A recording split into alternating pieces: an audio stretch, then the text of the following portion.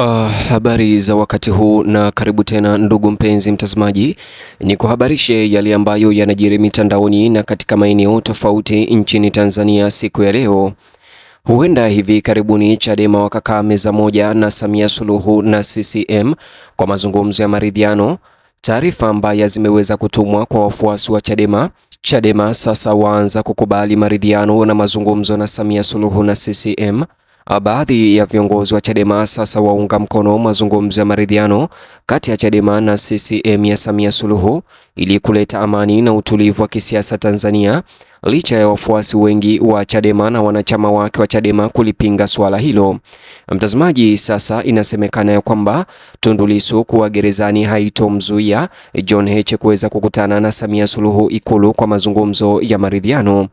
Bonyeza alama like kisha bonyeza neno subscribe na alama kengele chini ya video hii kabla ni kutaarifu ripoti hizi kwa kina na kwa undani zaidi. Mtazamaji wangu mpendwa, uvumi unazidi kuongezeka katika mazingira ya kisiasa ya Tanzania kwamba chama cha upinzani cha Chadema hivi karibuni kinaweza kukaa meza moja na Rais Samia Suluhu Hassan na chama kizima tawala cha CCM kwa mazungumzo ya maridhiano ya kisiasa, jambo ambalo tayari linazua mjadala mkali miongoni mwa wafuasi wa chama hicho cha Chadema na wafuatiliaji wa masuala ya kisiasa.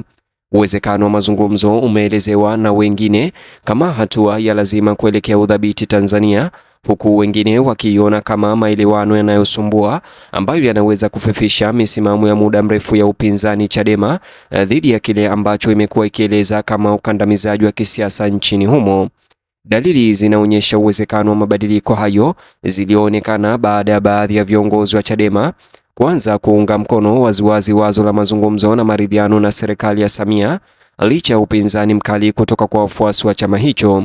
Wafuasi hawa wanahoji kuwa kuingia kwenye mazungumzo bila kushughulikia malalamiko ambayo hayajatatuliwa kunaweza kudhoofisha dhabihu zinazotolewa na viongozi wa chama, wanaharakati na wafuasi ambao wamekabiliwa na kukamatwa, kesi mahakamani na shinikizo la kisiasa kwa miaka mingi. Miongoni mwa wanaopendekeza mazungumzo ni kada wa Chadema Charles Odero, ambaye amejitetea hadharani kuwa ni muhimu na manufaa kwa vyama vya siasa nchini Tanzania kukaa na serikali ya Samia Suluhu kwa ajili ya majadiliano yaliyopangwa. Ameunda mazungumzo sio tu kujisalimisha, lakini kama hatua ya kimkakati inayolenga kuimarisha umoja wa kisiasa na kuelekeza taifa kuelekea maendeleo ya muda mrefu na utulivu. Odero, ambaye ni mwanachama wa Chadema, amesisitiza kuwa vyama vya upinzani havipaswi kuona kujihusisha na CCM na Rais Samia Suluhu Hassan kuwa ni udhaifu. Badala yake ni fursa ya kushawishi mwelekeo wa taifa kwa njia ya mazungumzo badala ya malumbano ya kudumu. Kwa maoni yake Odero, kukataa mazungumzo kabisa kuna hatarisha kuzidisha migawanyiko ya kisiasa Tanzania na kuendeleza mivutano ambayo hatimaye inawadhuru raia wa Tanzania wa kawaida zaidi kuliko wasomi wa kisiasa. Nafahamu mtazamaji unataka nikuonyeshe chanzo cha ripoti hizi, na chanzo cha ripoti hizi ni Odero mwenyewe ambaye ni kada wa Chadema, ambaye video yake imeweza kusambazwa sasa hivi akizungumza na kituo maarufu cha habari cha Tanzania cha Jambo TV. Katika picha hiyo unaotazama kwenye screen yako ni chapisho hilo la Odero ama kutoka kwa Jambo TV ambalo limenukuu matamshi yake rasmi ya Odero akiweza kuzungumza na kusema ya kwamba Tundu Lissu kuwa gerezani ya kutomzuia John Heche kuweza kufanya mkutano na Samia Suluhu na kufanya maridhiano kati ya Chadema pamoja na vyama vingine vya upinzani pamoja na serikali ya Samia Suluhu Ikulu. Nikimnukuu, alimnukuu maneno yake akisema, hata sasa pamoja na Chadema kuwa na kesi mahakamani, wafuasi wake mamia kuwa gerezani na mwenyekiti Tundu Lissu kushikiliwa kwa kosa la uhaini, mambo yote hayo na maumivu makali hayawezi kumzuia John Heche kukutana, kupeana mkono na Rais Samia Suluhu Hassan, kwani katika mazungumzo suluhu haikosekani, amesema Odero. Akisisitiza hoja yake, Odero ametolea mfano wa kipindi cha aliyekuwa mwenyekiti wa Chadema Freeman Mbowe ambaye alishikiliwa gerezani kwa tuhuma za ugaidi, ambapo aliyekuwa makamu mwenyekiti wa chama hicho Tundu Lissu aliweza kukutana na Rais Samia Suluhu Hassan, mazungumzo ambayo yalifungua ukurasa mpya wa kisiasa nchini, na hivyo ndivyo anavyotaka John Heche afanye, Tundu Lissu akiwa gerezani aende na kusalimiana na Samia Suluhu. Badala yake, hata hivyo, anaamini kuwa changamoto hizi zinafanya ushiriki wa kisiasa kuwa wa dharura zaidi, kwani mizozo ambayo haijatatuliwa inaendelea kuyumbisha mazingira ya kisiasa kulingana naye. Akizungumza katika mahojiano hayo na chombo hicho cha habari, Odero alieleza kuwa mazungumzo kati ya Chadema na serikali bado yanawezekana bila kujali ugumu wa kisiasa unaoikabili chama hicho au mwenyekiti wake. Alishikilia kuwa suluhu za kisiasa ni nadra kupatikana kupitia upinzani kamili pekee, lakini kupitia mazungumzo magumu yanayohitaji uvumilivu, maelewano na fikra za kimkakati kutoka pande zote mbili. Odero aliweka wazi kuwa kwa mtazamo wake hakuna kikwazo cha msingi kinachozuia Chadema kujihusisha moja kwa moja na mkutano na Samia Suluhu Hassan Ikulu. Alipendekeza kuwa suluhu zinaweza kufikiwa ikiwa pande zote mbili za upinzani na serikali zinakaribia meza kwa nia ya kweli ya kusikiliza, kujadiliana na kutanguliza maslahi ya taifa kuliko ushindani wa kivyama.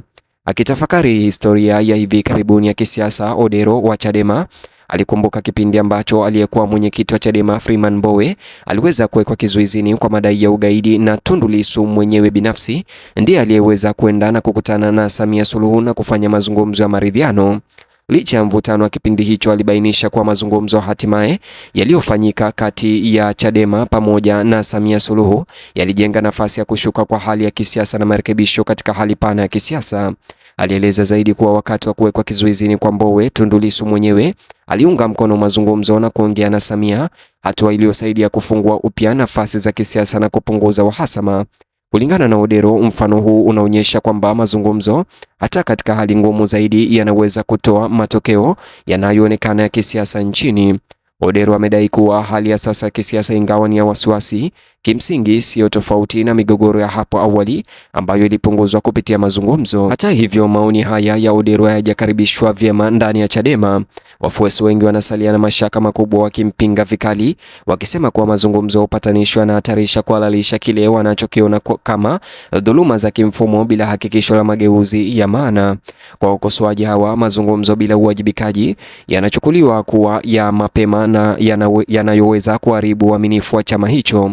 Mjadala wa ndani unaokuwa unaangazia mtanziko mpana unaokabili vuguvugu la upinzani katika eneo lote, kusawazisha upinzani wenye kanuni na ushiriki wa kimatendo. Ingawa mazungumzo yanaweza kutoa utulivu wa muda mfupi, wakosoaji sasa wanahofia inaweza kudhoofisha shinikizo la mageuzi ya kimuundo ya kisiasa ikiwa hayatasimamiwa kwa uangalifu. Wachambuzi wa masuala ya kisiasa wanaona kuwa Rais Samia Suluhu Hassan alishawahi kuonyesha uwazo wa mazungumzo na maridhiano, akijiweka kama kiongozi aliye tayari kupunguza mivutano ya kisiasa Tanzania. Mkao huu umefungua mwanya kwa wahusika wa upinzani ambao wanaamini ushiriki unaweza kuleta mageuzi, maridhiano ambayo makabiliano pekee yameshindwa kupata.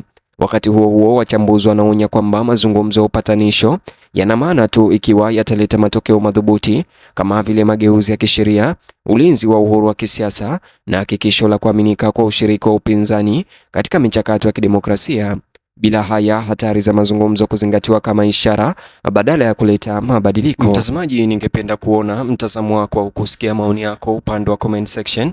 Je, unaunga mkono mazungumzo haya kati ya John Heche na Samia Suluhu Ikulu huku Tundu Lissu akiwa gerezani? Na je, unaunga mkono maoni yake Odero ndani ya Chadema? Na kuachia uwanja wa comment section unijuze unachokifikiria. Vile vile mtazamaji, like video hii kisha subscribe na ubonyeze alama kengele. Ukifanya hivyo utakuwa kwanza kupokea habari ama ripoti zetu kila siku.